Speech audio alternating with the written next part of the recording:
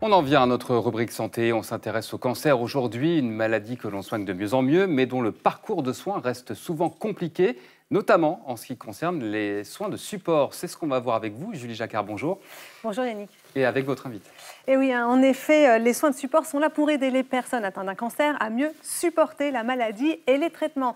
Cela peut être un accompagnement social et psychologique, des conseils diététiques ou encore des programmes d'activité physique ou des ateliers pour les malades et les proches. Et ne pensez pas qu'ils sont anecdotiques. Bénéficier de ces soins de support participe à la réussite des traitements et limite la récidive. Mais malheureusement, tous les malades n'y ont pas accès. Près d'un patient sur 4 n'a pas été orienté vers un soin de support durant son parcours. Alors pour lutter contre ces inégalités, la Ligue contre le cancer vient d'ouvrir la maison dans le 19e arrondissement, un lieu unique en Île-de-France. C'est ce qu'on va voir avec vous, Jean-René Brunker. Bonjour. Vous êtes le président du comité de Paris de la Ligue contre le cancer. Alors expliquez-nous à quoi sert cette maison et qui elle accueille. C'est une maison d'accueil.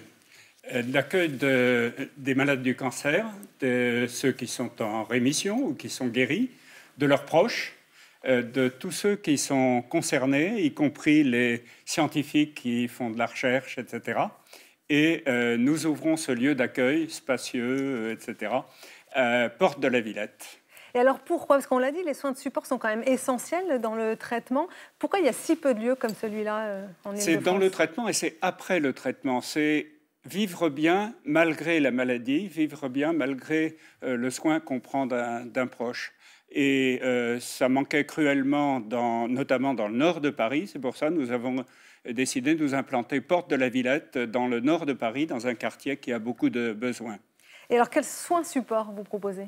Alors, c'est des soins de support, mais c'est aussi des activités de toutes sortes, du sport adapté, de la diététique, de la socio-esthétique, d'une chorale. Nous avons une chorale de 35 personnes, 35 malades qui chantent et qui retrouvent de la joie.